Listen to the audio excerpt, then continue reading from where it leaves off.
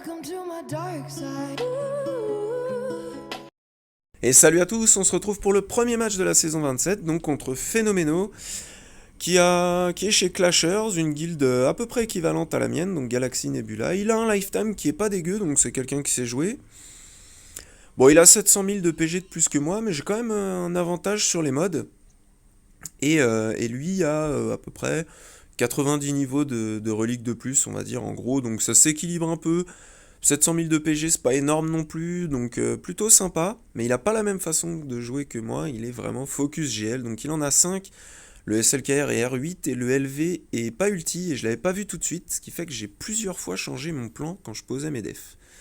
Mais ce sera important après. Donc sur les autres, j'ai l'avantage, hein, à part le maul que je n'avais pas au moment du comparatif. Parce que oui, maintenant j'ai maul, il ne me servira à rien, mais je l'ai débloqué. Et bien sûr, la kryptonite, il est plus costaud que moi, normal. Vous devez être un peu habitué si ça fait un moment que vous regardez la chaîne, la kryptonite. Et donc au nord, il a une Traya, une Talzin Lead, une NS, donc une Hux pour les FO et une Maul, le demi-Maul quoi. Et au sud, il a son LV, sa Qui-Gon, sa JMK et CBH. Et dans sa JMK, ce qui est important, c'est que sa 4 est plus rapide que... Non, sa Padmé est plus rapide que sa 4, donc je ne peux pas le faire en Padmé 4. Mais on va commencer par les BH, et ces BH sont un peu moins bien modés que les miens, donc malgré le lead de Django, je vais pouvoir ouvrir le bal, et généralement avec Aura Lead, ce qui est bien avec les bonus TM et tout, c'est que ça s'arrête plus. Donc on crie, on va tout de suite sur Zam, un mass assist, deux mass assist plus de Zam. On va désintégrer Boss, comme ça on n'est pas embêté avec lui. On tente le stun sur Django, parfait. On tente le stun sur Boba, nickel. On va mettre nos petits détos. On fait un petit cri avec Bossk. Le mass assist sur Django, nickel. J'appelle Aura pour qu'elle le stun, elle le termine. Là je veux stun Boba, elle le termine. C'est vrai que c'est vraiment pas mal le boost de Zam quand même, c'est assez incroyable. Le petit kill pour le Mandalorien, boum, Zam qui fait péter ses détos sur la basique, 75 bannières, c'est plutôt bien parti. Et là, du coup, j'ai dû me creuser un peu la tête parce que la team JMK, du coup, ça la rend pas si évidente que ça quand il n'y a pas de mets en ouverture. Et j'ai décidé d'y aller comme ça. Donc, à la base, je me disais que ce serait bien Watt, mais j'avais oublié que j'avais changé mon plan. Donc j'avais laissé le petit Oda. Et là je vais Link, contrairement à d'habitude, parce que Padmé, elle, son premier coup, c'est qu'elle va faire le mass assist sur un des deux tanks. Donc si la brute était tombée et qu'il n'y avait pas de Link, le garde royal ne taunterait plus. Et ça aurait pu être handicapant. Tandis que là, voilà, les deux taunts, ils sont passés. Mais on rappelle tout de suite la brute de l'alpha. On a déjà mis nos deux stacks, mais l'armurière survit. Donc c'est un peu dommage, mais normalement, avec le Master's Training en plus, on est plutôt pas mal, il n'y a pas masse de DPS en face. Du moment qu'on arrive à ulti, on devrait être bien. Hop, on régène un peu la prot qu'on avait perdue sur nos deux Géos. On met le brise-armure à JMK, ça avancera peut-être un peu plus vite pour la fin. Voilà, donc l'armurière qui disparaît. On fait une petite basique pour pas prendre les contre-attaques. Petite basique de Oda qui disparaît dans la foulée. Ulti. Impec. Ulti. Parfait. Nickel. Donc là, je vais link quand même Ahsoka et JMK. Comme j'ai pas les trois stacks, j'ai préféré link JMK. Bon, pour ce que ça change, on s'en fout un peu. Je me dis, bon, bah je vais basique Padmé, on sait jamais. Des fois, sur un coup de chance, on pourrait la faire tomber. Elle se heal. JMK heal. Elle tombe pas. On a juste à attendre notre link. Donc là, on n'a plus qu'un tour. On peut relink. Donc là, on link Padmé et Ahsoka. Comme ça, on va les rect sur un ulti. Et puis après, on mettra en auto. Histoire que SE gifle JMK tranquillement. Ah, ils font leur truc. On est quand même dans le jaune, mais bon, c'est pas très dangereux. Et puis là, voilà, bah, on va le finir. Du coup, ça s'est plutôt pas mal passé, mais 52 bannières, c'est vrai que c'est vraiment dégueulasse. Et là, je vais faire une connerie. Parce que, comme je disais, j'ai changé plusieurs fois mon plan, et dont une fois où quand j'ai remarqué qu'il avait pas d'ulti sur son LV. Et du coup, à la base, avec ulti, j'avais prévu cette team, sauf que dans mon deuxième plan, bah, j'avais prévu les NS ailleurs, et j'avais prévu d'y aller avec 4 FO. Parce qu'avec OG Kylo, euh, avec les AOE qu'il met, on gagne, entre les AOE d'SLKR, les AOE de OG Kylo, on gagne énormément d'ulti, et du coup, bah, ça se fait en full FO. Et là, malheureusement, bon, j'ai speed un peu le truc, hein, parce que ça fait 150 fois qu'on fait ce combat. Malheureusement, bon, bah, j'ai complètement oublié, et mes NS, je les avais prévus ailleurs, parce que ce petit malin met des DK avec ses Géo. Et du coup, à la base, je voulais faire NS sur Géo DDK, mais bon, des fois, on peut s'en mêler les pinceaux aussi. L'avantage, c'est que je peux voir que mon zombie fonctionne très bien sans mode. C'est encore mieux. Maintenant, une mouche qui pète et il disparaît, donc là, c'est vraiment parfait. Ça fout en l'air la fracture de trône, parce que quand il fracture, du coup, bah, la zombie crève et c'est reparti, elle retaunt. Mais bon, c'est un peu dommage, dans le sens où ouais, je me tire une balle dans le pied à ce moment-là, en fait, en oubliant que j'ai changé.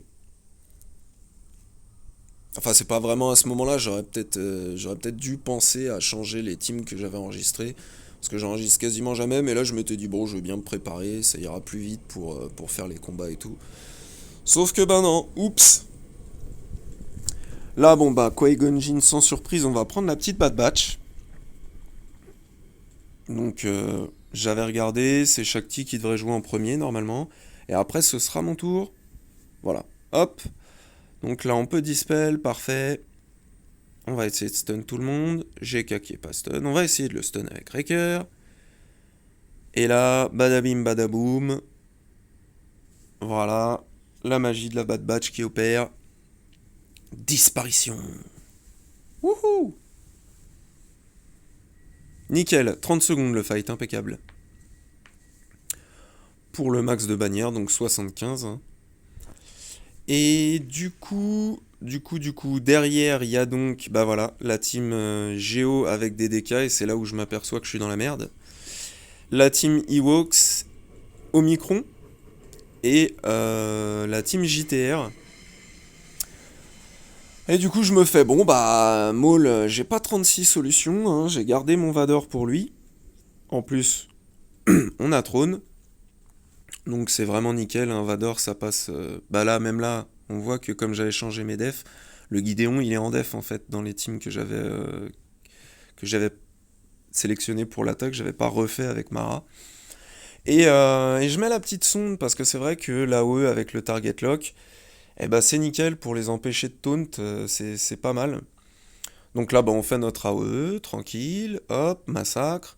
Là, on va faire nos petites basiques, donc à l'armurière, à Bo-Katan et à Maul, même si... Non, pas à Maul, pardon. Bo-Katan, AOE sur Maul, pour pouvoir tuer Canderous tout de suite. Voilà, pan, nickel.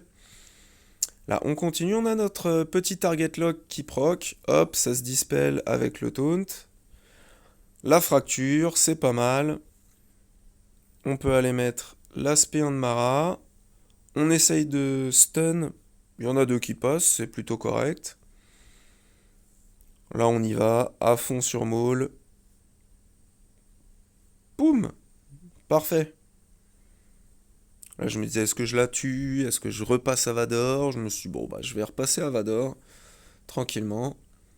Une petite basique, il a plus de TM. Hop, il nous fait ses oiseaux. Bon, c'est un peu dommage. Là, on le stun. On va aller sur l'armurière. L'aspect 2. Nickel. Basique. AOE. Ah ouais, j'ai même pas fait le massacre. J'ai mis une basique et tout.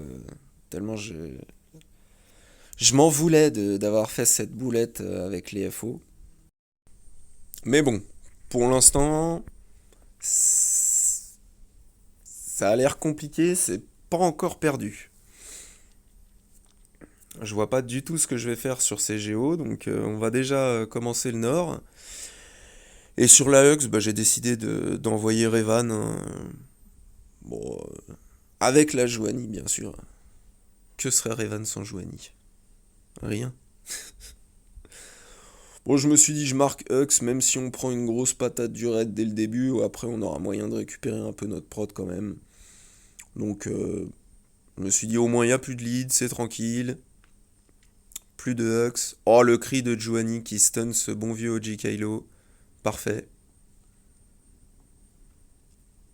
Donc là, on va sur le Storm FO. Petit jump. Basique de Joanie magnifique. Là, on va appeler Yoda. On va dispel. On va spread tout le monde. Hop.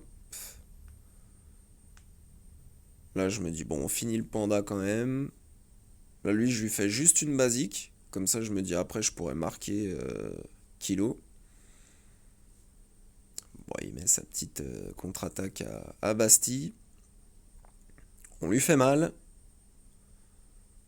Mass assist et je pense que ouais, Bastille et Jolie avaient une bannière de prod qui avait sauté. Donc on a 63 bannières, c'est pas trop mal.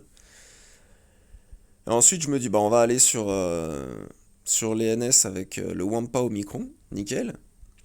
La dernière fois, je l'ai fait. Bon, les NS étaient un peu. La zombie était pire que ça. Là, elle est R5. Du coup, je me dis, ok, ça commence pas mal. Boum, on tape dans le sol. On a notre bonus prot et tout. Parfait. On fait notre premier. C'est parti. On va pouvoir en pulvériser une. Assage qui y passe. Et là, la zombie qui met le Tenacity Down. Donc en gros, ça... Alors il me semble avoir vu que ça réduit votre ténacité quasiment à zéro en fait. Et du coup, bah après on prend le malus de speed. On commence à prendre des stuns. Et puis Daka meurt des dots. Donc à chaque fois qu'il y a une basic hop, il va y avoir des assists. Là, le zombie qui crève, boum, hop, boum, encore une fois, stun, mass assist. Nickel, parfait. Vive le Wampa Omicron sans ténacité. Parce que mine de rien, son Omicron, en gros, ça lui donne à peu près 150% de ténacité. Sauf que 150% de ténacité, c'est pas tant que ça au final.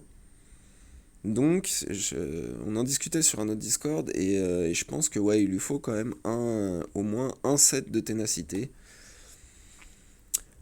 Mais bon, là je me dis, bon bah vu ce que j'ai en défense, c'est perdu. Mais je me dis, bon on va continuer l'attaque quand même, hein. On n'abandonne jamais, nom de Dieu. Du coup voilà, on va s'attaquer à Nihilus avec Gas. Une fois qu'on l'aura rect, on risque plus rien, parce que par contre, s'il arrive à détruire Gas, il n'y a plus de team, hein. À part Rex qui est G13, les autres... Si, Echo est G12 maintenant. Mais les autres sont G7, donc ça va pas être long. Et le sacrifice de Fives ne fera pas grand chose avec un G7. Mais bon, on a tué Nihilus. Elle a isolé Gas. Je me dis, il va tomber en plus, ce con de Gas. Il va se mettre à genoux, ça sent pas bon. Heureusement qu'ils sont G12 en face, parce que face à du G13, je suis pas sûr que ça aurait tenu le coup. Le petit stun de Doku, magnifique. Double stun, superbe. Je me dis, bon, bah, Traya, on va essayer de la finir.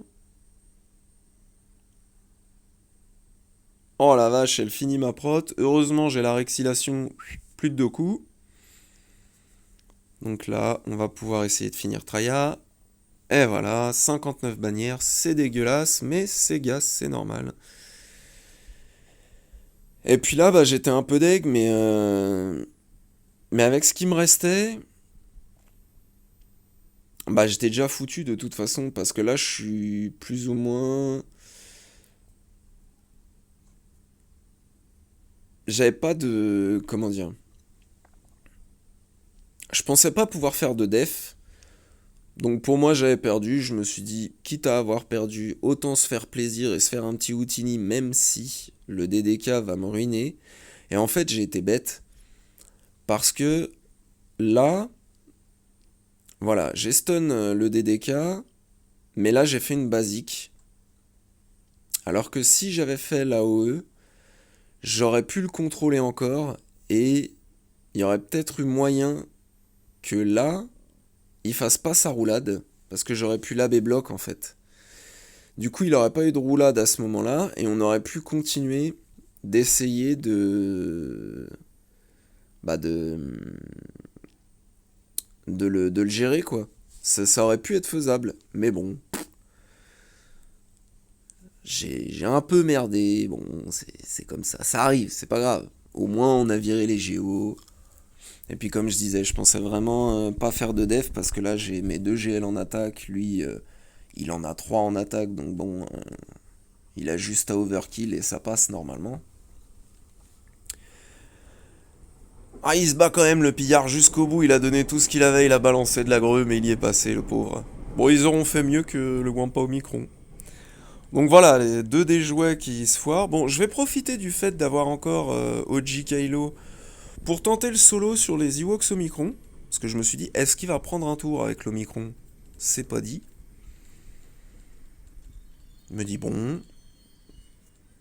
Bon alors ok, ils sont vraiment avec un Jir en mousse. Ce qui fait qu'ils tapent pas du tout. Mais je me disais, est-ce qu'il va prendre ne serait-ce qu'un seul tour quoi? En plus il a le speed down, donc génial. Parfait.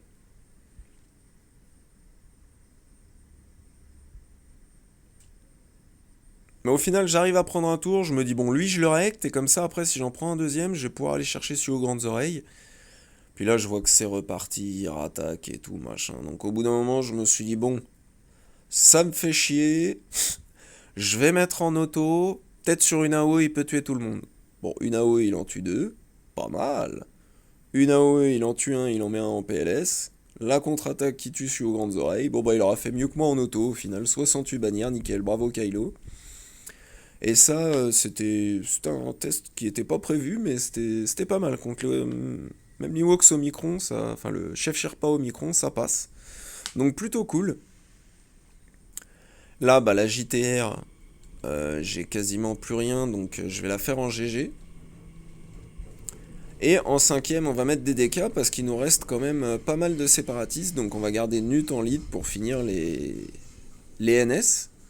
L'avantage, c'est quand même que Daka ne séparaise sur la fin du fight. Donc au moins, on n'a pas Daka. Bon, là, c'est pas. Il n'y a pas vraiment moyen de perdre, donc c'est pas une surprise, mais bon, les bannières, généralement, avec GG sur JTR, c'est pas fou. Là, pour l'instant, j'arrive à pas trop mal m'en sortir. Je me dis, oh, je tente le gros hit sur JTR. Boum. En plus, elle est stun, magnifique.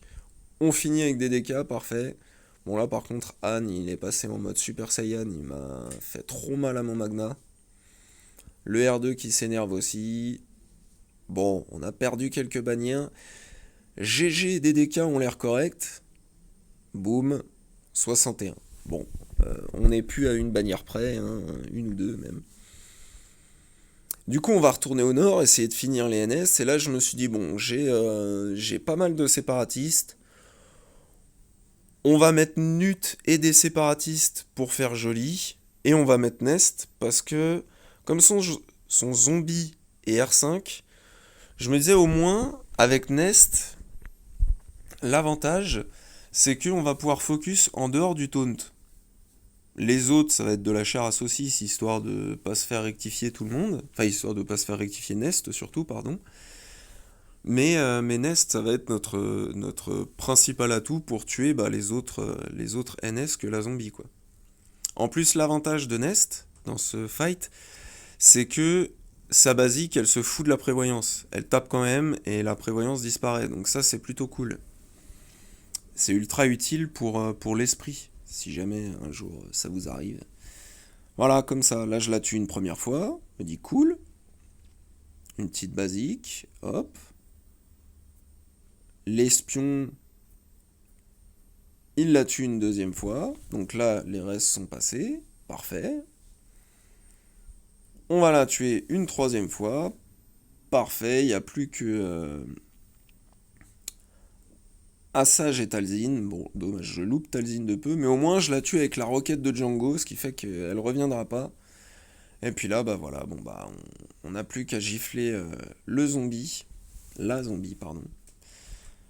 Et c'est Nest qui s'en... Ah, même pas. C'est Django qui finit, pardon. Donc pour 41 bannières, bon, c'est pas fou, hein. Et puis après, bah il y avait le DDK. Et il me reste.